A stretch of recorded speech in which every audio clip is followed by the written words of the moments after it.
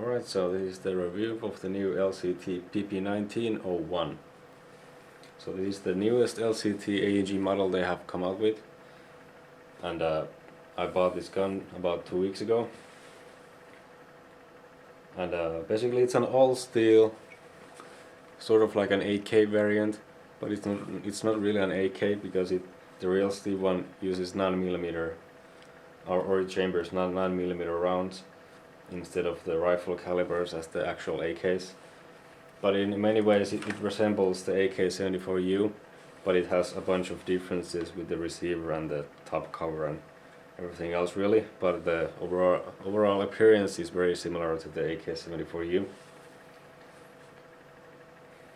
So the whole AEG is made of steel and plastic. The plastic parts are obviously the pistol grip, the hand grips and the mag well, and everything else is steel. I have this motor here to show all the steel parts. It's the stock, swivel, the top cover button, top cover. The rail on top is aluminum or something, it's not actually steel. Then the selector switch, well, the receiver obviously, then also the front trunnion and the flash hider, front post, everything is steel. And also the charging handle and rear side. So now I'm gonna show the differences between this and the AKs really. Well, the pistol grip is different. It's this really comfortable feeling plastic grip that has like a steel reinforcement band inside here. So it's really sturdy, it's not moving anywhere. And then the top cover has this rail. There's no other AKs that have this. And then this feature is very similar to the AK-74U. It has this hinge with the spring, so it's really easy to use to change batteries. The gun comes stock with a Tamiya connector, but I replaced it with a Dean's connector because after all we're living in 2016, not 2005, so that's what I did. Then we have selector switch, which is really stiff. I mean it's really snappy in a good way. You have full auto here and then semi-auto here. And then the fake bolt handle. This is kind of a bit of a disappointment. It has really short travel. It's just like 3 centimeters, but that doesn't really like have really a meaning on AEG. But it's just sort of. But you can quite easily change that if you like. I mean, this spring here is quite like tightly wound, so you could replace this spring with another one from a different AK that have like looser coils, so it has more, it can compress more than this one, if that's something that you want to do.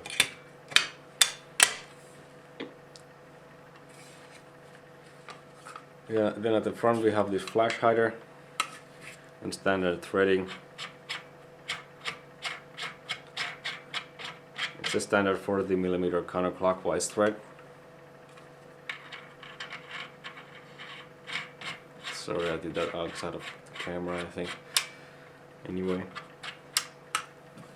then we have the front side, the rear side. The rear side has slightly different numbering from the AKs. This one has like 50 meters, 100 meters, 150 meters, and 200 meters.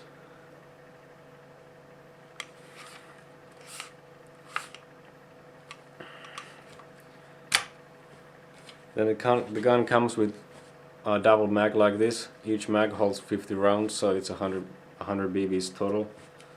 You can take off the mags from the clamp if you like, but right now I have just these 2 mags, and I'm gonna get the new because LCT is gonna come out with new 100 round mid caps. I'm gonna get those instead, because I think 50 BBs is not really, it's quite low capacity for a full auto AEG, I think. Unless you're playing really hardcore milsim, then I guess it's alright, but I prefer to have more capacity per mag. even though you can make a quick switch, and then you can run these with like, I mean, you can use this double mag in an AK pouch or something. So I guess you could have like, I guess you could run these double 50 round mags if you like, but I prefer having more compact, like 100 round mags, but it's just a matter of preference. Then we have a folding stock. The attachment mechanism is slightly different, but the button is in the same location like this. Notice that it's quite stiff, but I guess that's good. Then it locks here in the front like this, and it stays in place nicely. But I noticed that with the stock folded like this, you can't use the double mag when it's, you can only put the the left mag in, but not the right mag in. It's gonna contact the stock like this. It's not gonna go in, so you have to open the stock, put the right mag in. And by the way, notice the mag well is quite loose on this gun. It has a lot of play. That's not really a huge deal, but you know, it has some decent amount of play. Also, other part in the gun that is quite, that I didn't like is the front grip. It rattles a little bit.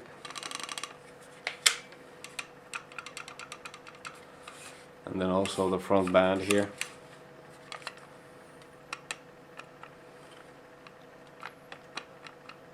It's a bit loose. But the top part is absolutely rock solid. It's not going anywhere. I have actually plans to replace the lower front guard with a Zenith rail, and then replace the stock with a buffer tube adapter that also has the functioning side bend, so then I can use an AR-15 style stock. So yeah, that's pretty much it about the externals. There's nothing too fancy about it, other than it has really nice finish on it. And also the side rail is also made of steel, and it's completely milled out of steel. It's not like a cast part like in the E and all AKs. They are cast and then finished. I mean, this top part is finished with a milling bit, but this is completely milled out of a solid block of steel. It's quite hefty and nice. And that's about it really. I'm gonna show you the internals next.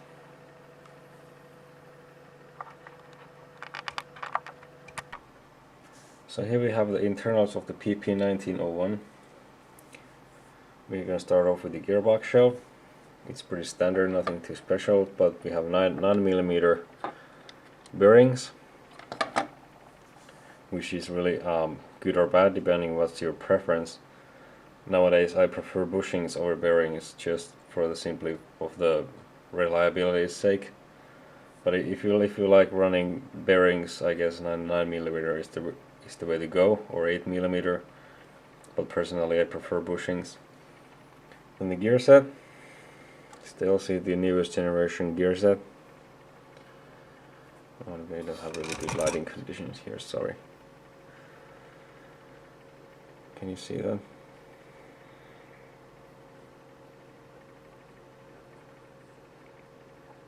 We have this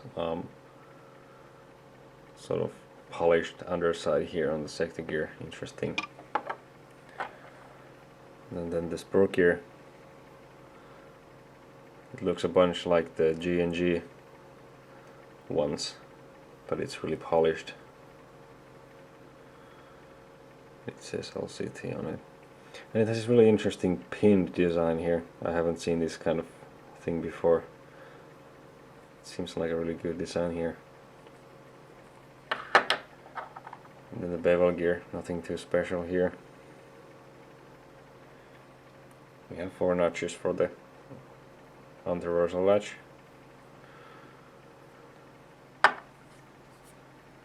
And then maybe the biggest disappointment in the whole gearbox is this motor. It's a very standard ferrous motor without any. I mean, it has it doesn't have neodymium magnets, so it doesn't have really good torque. So I'm gonna be replacing those. I mean, this motor definitely. And then we have a spring guide. I really like this spring guide. Seems that it's completely made of steel. Yeah. I can actually verify this if I have a neodymium motor here. I can test if it's, yeah, it is steel. And then on M100 spring. In the cylinder set, this is really nice on this gun. We have a polyester tablet plate. Nothing too fancy. Looks a bit like the SEMA one. Then the nozzle also polyester with an O-ring. And then aluminium cylinder head with 2 O-rings. And a nice soft buffer. And then a steel cylinder. I think it's steel, or is it brass? Yeah, I think it's brass. Brass cylinder that has been colored like this. And then the piston head, we have an aluminum poly piston head, and then a polycarbonate piston with a full steel rack. Now personally, I'm not a huge fan of this piston just because of the material, polycarbonate. Now I'm a plastics engineer, so I know some I know the properties of polycarbonate, and one of the properties is not particularly good chemical resistance, which means that, I mean, it doesn't like these lubricants that we use in the gearboxes, so over time these can get brittle and then they might crack. So it's a bit of a time bomb. You might have a polycarbonate piston run many years without any problems, and then you might have one that just blows up really quickly. So I prefer using nylon pistons or polyester pistons, but the design is really nice. Too bad of the material choice. I hope they would update the material to polyester or nylon. Then we have a barrel, 250 millimeters, nothing too special, brass barrel, and a plastic hop-up unit with a pretty standard hop-up knob, nothing too hop-up pucking. It's nothing too special. Pretty standard stuff.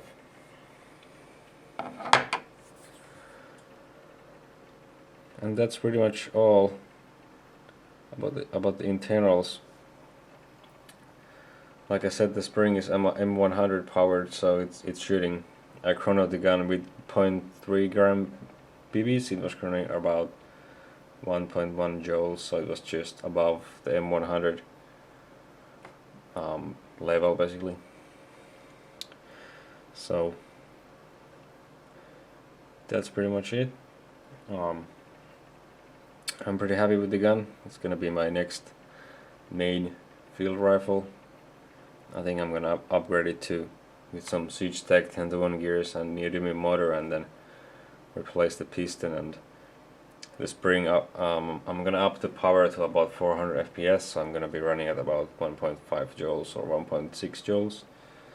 Because my MP5 is my indoor gun, it's shooting at 1 joule, so I don't really need 2 small guns clocking at the same power, I mean FPS. I would prefer having these to have higher FPS for outdoor fields. So that's pretty much it. Thanks for watching.